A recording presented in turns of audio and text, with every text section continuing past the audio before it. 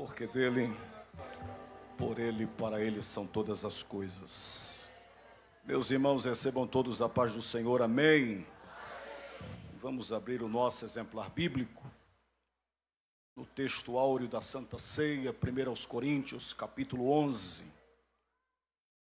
Enquanto os irmãos procuram, eu quero glorificar a Deus pela vida do anjo da igreja, pastor Márcio Peixoto, o qual é um amigo que nós já conhecemos há muitos anos, desde também quando eu morava em Maceió. Pastor Márcio em Rio Largo e eu em Maceió. Sempre estive cooperando com o pastor Márcio, é uma alegria poder retornar. Deus abençoe, pastor Márcio. És uma referência no nosso estado, és uma referência como pastor, és uma referência como ensinador, e eu não sabia que também ele tinha um dom de cantor. Glória a Deus, que Deus abençoe o senhor. Queridos, capítulo de número 11, meus amados, versículo a partir do 23.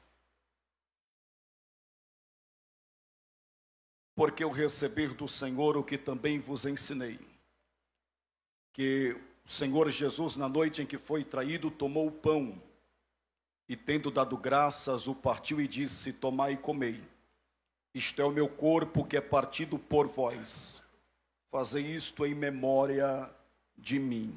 Amém? Queridos, é um prazer também rever alguns amigos que aqui tenho. São muitos amigos, não vou mencionar os nomes, porque as horas já se avançam. Queridos, nós estamos diante de um texto muito conhecido entre todos nós. Um texto que nós sempre ouvimos em todas as santas ceias, que é como um texto áureo. Esse texto refere-se à Santa Ceia. A Santa Ceia, os irmãos são sabedores, que foi instituída pelo nosso Senhor Jesus. Alguns momentos antes da sua crucificação, da sua condenação, enquanto o povo estava armando a armadilha contra o Senhor, enquanto os religiosos estavam armando armadilhas contra o Senhor Jesus, o Senhor Jesus estava juntamente com os seus discípulos participando da Páscoa. E quando ele estava participando da Páscoa, a partir dali, o Senhor Jesus instituiu a Santa Ceia. E o texto diz: posteriormente, alguns dias depois, ou alguns anos depois, é melhor dizendo, após o Senhor morrer, após o Senhor ressuscitar, após o Senhor ressurgir, após o Senhor chamar o apóstolo Paulo, passando alguns anos, Paulo, escrevendo à igreja, aos Coríntios, 55 anos depois, ele começa a dizer: porque eu recebi do Senhor o que também vos ensinei, que o Senhor Jesus, na noite em que foi traído, tomou o pão, e tendo dado graças, o partiu e disse: tomai e comei, isto é o meu corpo que é partido por vós, fazei isso todas as vezes em memória de mim. O apóstolo Paulo estava com a responsabilidade de orientar a igreja. O apóstolo Paulo estava com a responsabilidade de exortar a igreja que estava participando da ceia de forma errada, aonde as pessoas não estavam, uma grande parte delas estava comendo, participando da ceia de forma egoísta, aonde alguns não esperavam um pelos outros. Por isso que o apóstolo Paulo resolveu exortar, orientar aquela igreja de Coríntios. A ceia, meus irmãos, não é apenas um ritual vazio.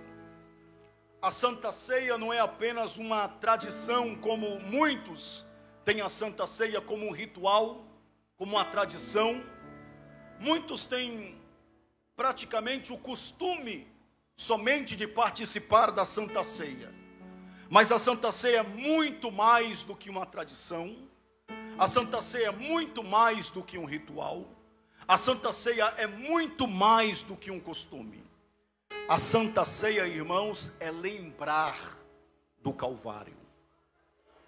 A Santa Ceia é lembrar da morte de Cristo. É olhar para a crucificação, como também olhar para a coroa no futuro. E nós veremos aqui, meus queridos, algumas 5 partes, olhando para o Calvário, olhando para a mesa. O que nós vemos primeiro, olhando para a mesa, olhando para a Santa Ceia, nós vemos a memória da cruz de Cristo. Olhando para esta mesa que nós estamos aqui, nós não apenas vemos símbolos, é bem verdade que vemos símbolos, é melhor dizendo, mas estes símbolos está gritando, foi por você. Foi por você. Então nós vemos a memória da cruz. E quando nós olhamos para a memória da cruz, nós vemos que a cruz é o centro da fé cristã. Sem a cruz, o que nós estamos fazendo aqui seria em vão. Sem a cruz, essa mesa seria em vão. Sem a cruz, esse glória, esse aleluia, esse grito seria em vão. Sem a cruz, a nossa fé seria em vão. Mas damos graças a Deus que nós não estamos aqui em vão, pois nós temos motivos suficientes, motivos de sobra para nós estarmos adorando a Jesus.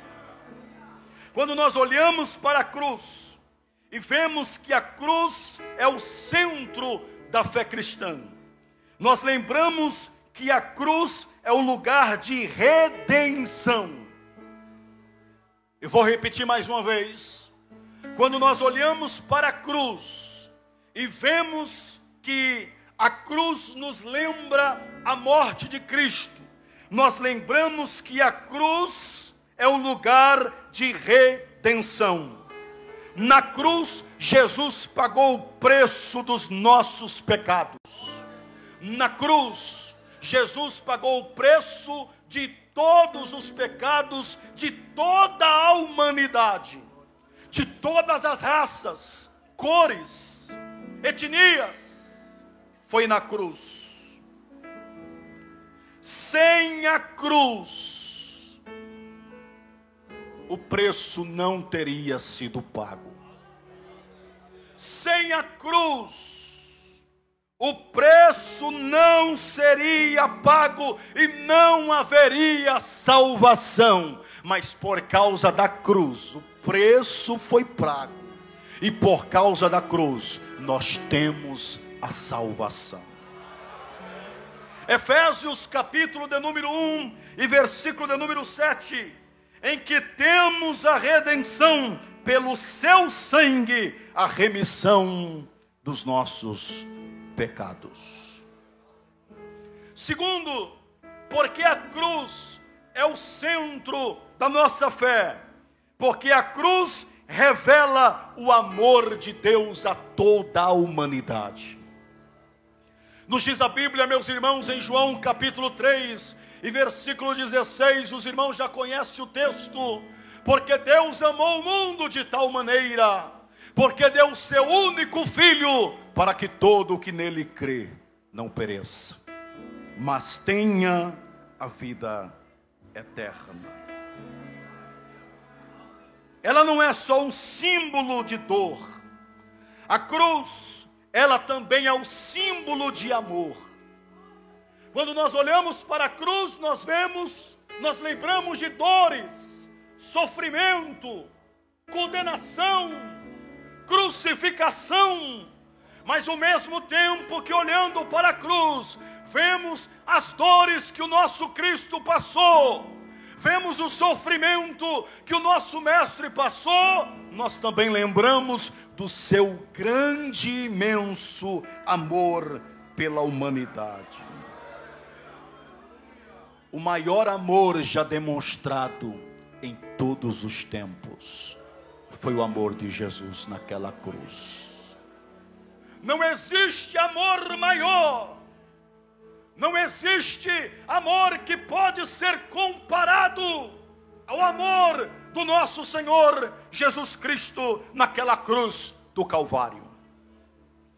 Em Romanos, no capítulo de número 5 e versículo de número 8 diz: mas Deus prova o seu amor para conosco, em que Cristo morreu por nós, sendo nós ainda pecadores. Terceiro, a cruz é o centro da fé cristã, porque é na cruz que nós vemos o fim da justiça própria. Eu vou repetir mais uma vez: é na cruz que vemos o fim da justiça própria. Na cruz, o homem se viu incapaz.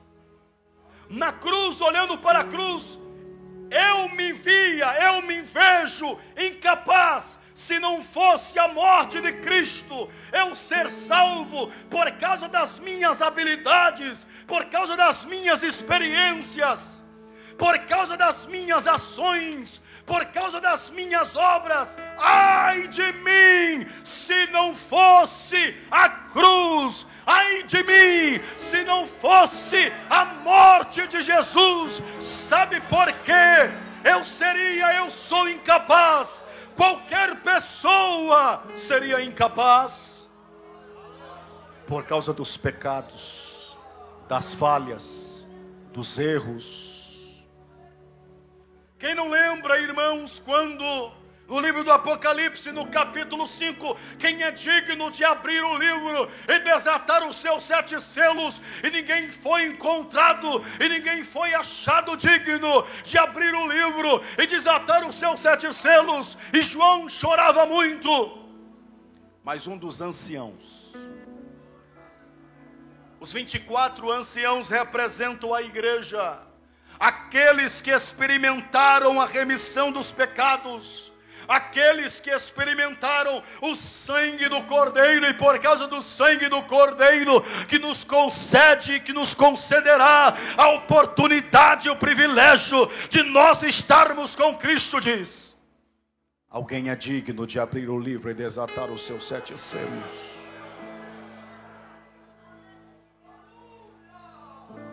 Em Gálatas, capítulo de número 2 e versículo de número 20 diz: eu estou crucificado com Cristo, e vivo não mais eu, mas Cristo vive em mim.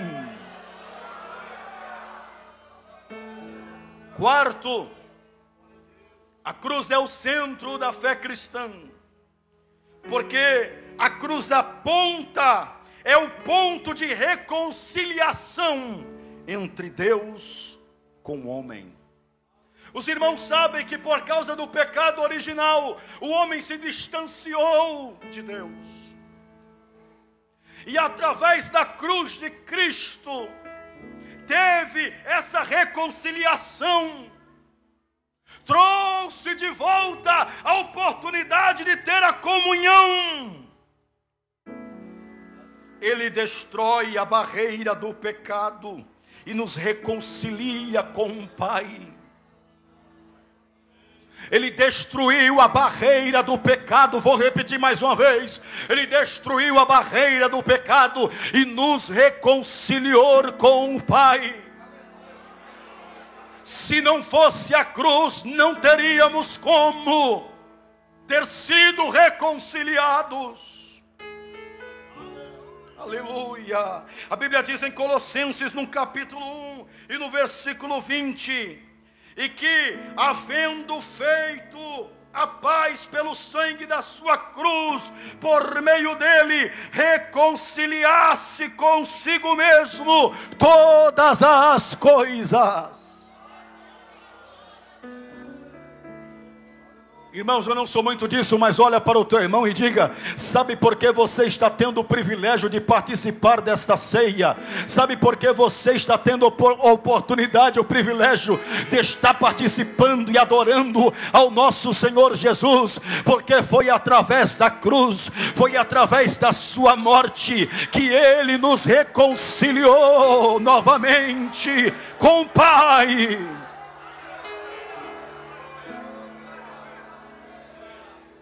Quinto, sabe por que a cruz é o centro da nossa fé, o centro da fé cristã?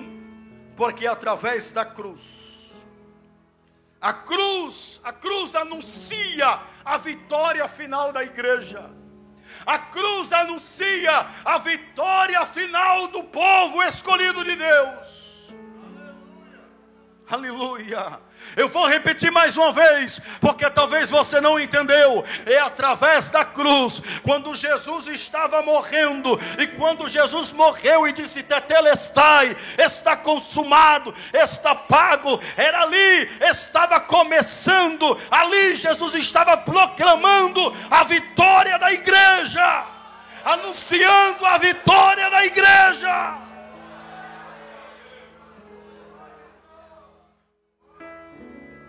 Aleluia. Ela não é um símbolo de derrota, a cruz, mas é um símbolo da vitória. Pela cruz Satanás foi vencido e a morte foi derrotada. Vou repetir: pela cruz Satanás foi vencido e a morte foi derrotada. 1 aos Coríntios, no capítulo 1 e versículo de número 18 diz: porque a palavra da cruz é loucura para os que perecem, mas para nós que somos salvos é o poder de Deus. Para aqueles que perecem é loucura, para aqueles que perecem não tem significado nenhum, não tem importância nenhuma, mas para os salvos é o poder de Deus. Um grande teólogo, John Stott, ele em seu livro Em a Cruz, ele escreveu: a cruz é o centro do Evangelho. Ai de nós, se não fosse a cruz.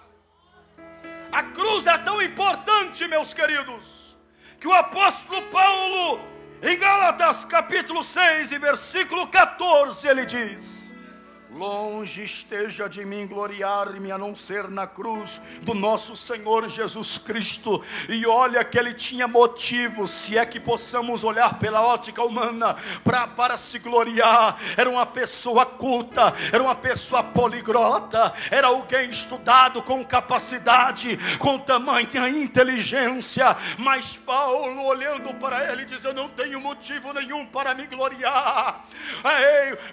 Eu falando diversas línguas, eu não tenho motivo para me gloriar. Eu sendo estudado, eu não tenho motivo para me gloriar. Se eu tiver motivo para me gloriar, é na cruz de Cristo.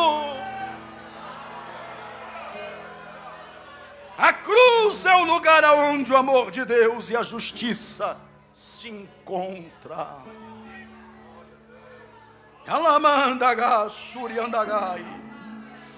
Quem pode levantar a tua mão para adorar? Quem pode levantar a tua mão para adorar? A ceia é um memorial e não um ritual vazio. Jesus disse: fazei isto em memória de mim. Não como tradição, como eu já disse, não como rito, não como costume, mas como lembrança viva. Tem gente, meu pastor Márcio, que quando está na Santa Ceia, parece que nada está acontecendo.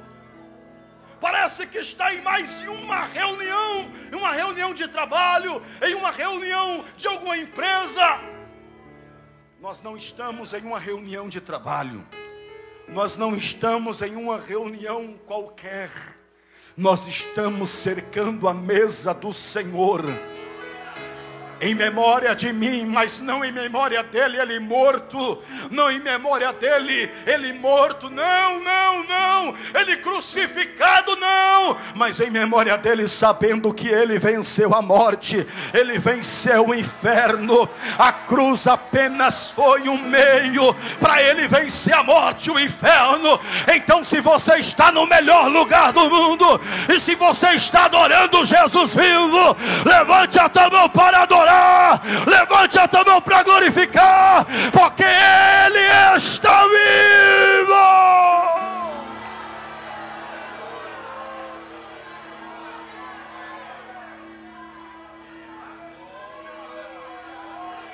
Amandana Mandu Garaba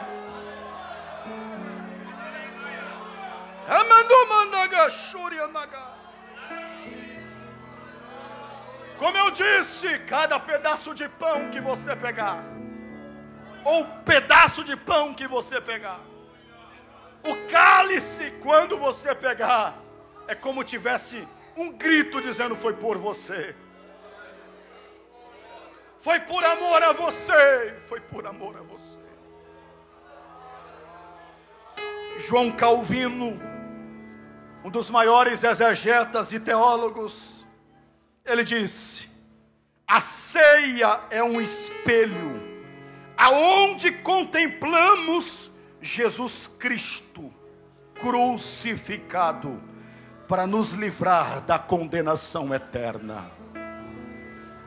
Quando nós participamos da ceia, é como a ceia fosse um espelho, vendo Jesus Cristo nos livrando da condenação eterna. Segundo, a Santa Ceia nos confronta com o sacrifício de Cristo. Quando nós olhamos para esta mesa, quando nós olhamos para estes símbolos que representa o corpo e representa o sangue, nos confronta com o sacrifício de Cristo.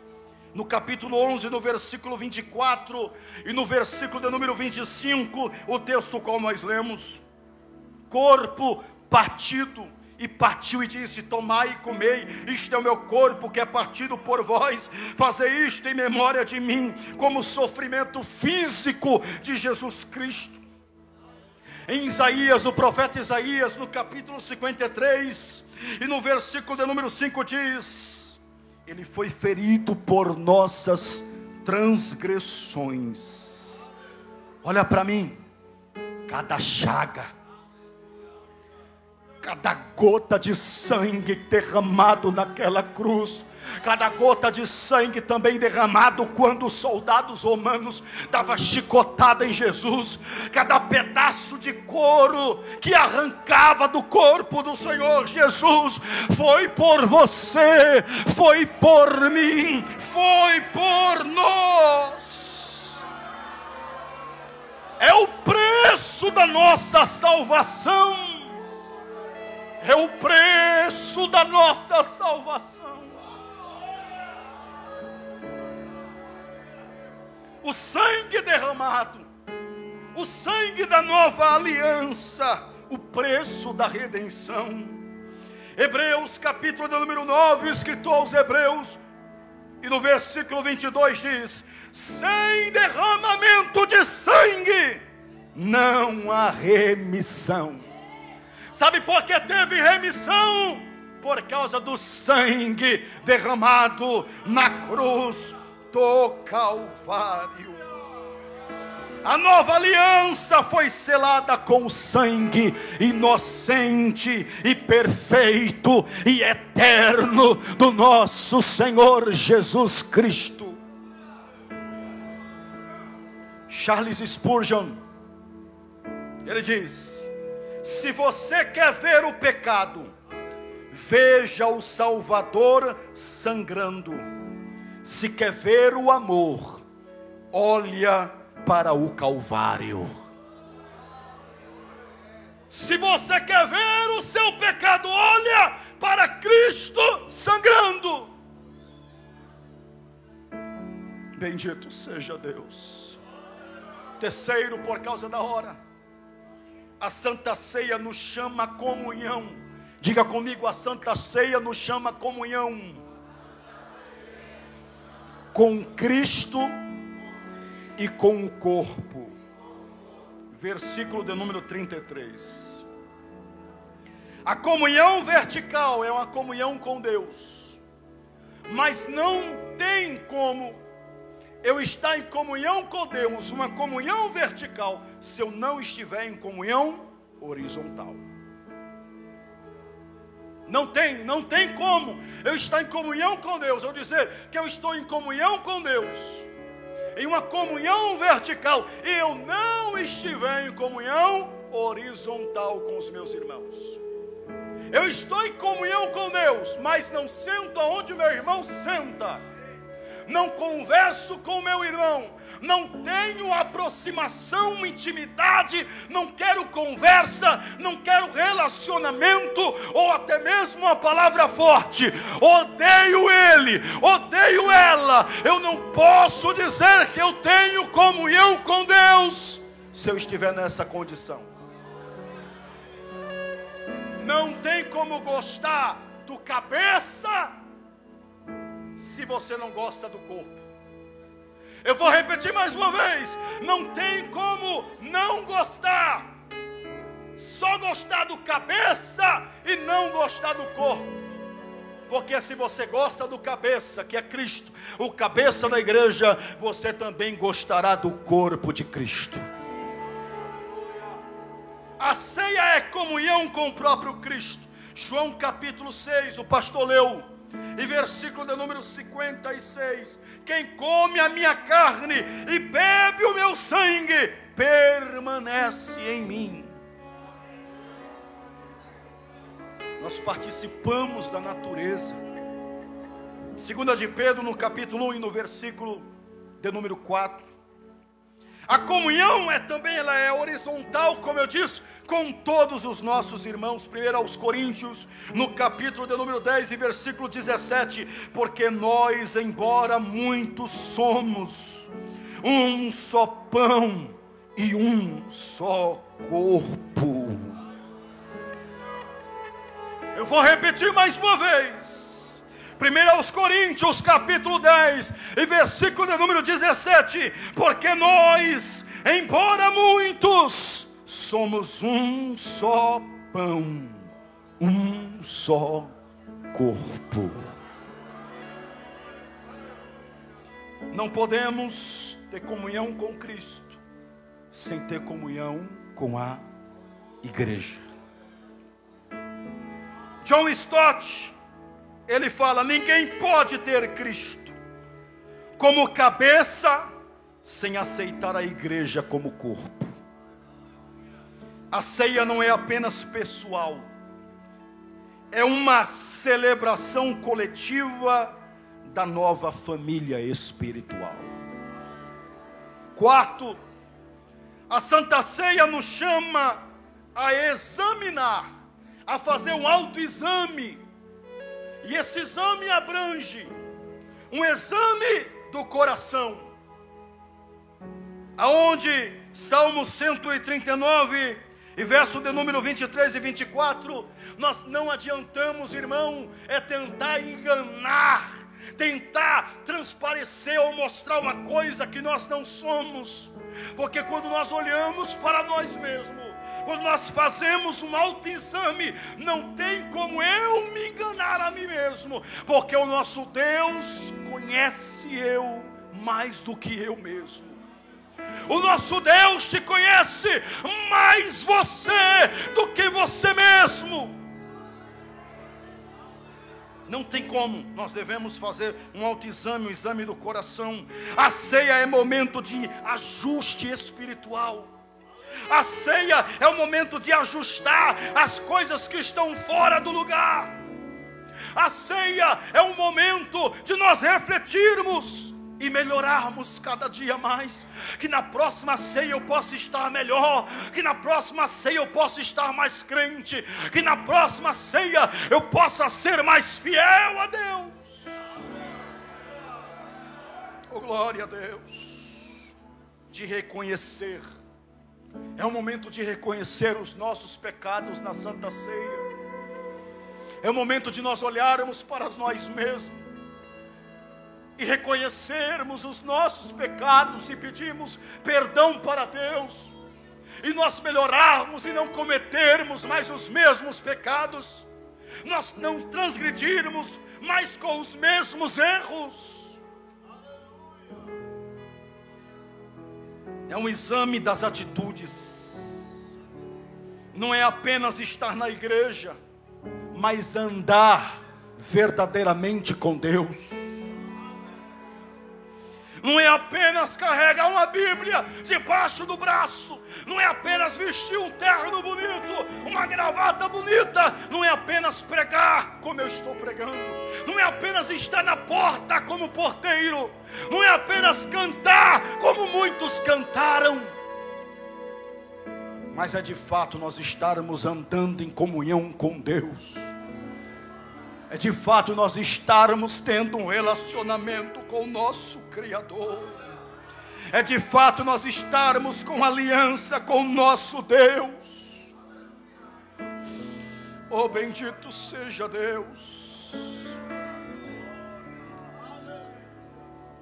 Segundo o comentarista, diz que participar indignamente é como você estivesse zombando do sacrifício de Cristo.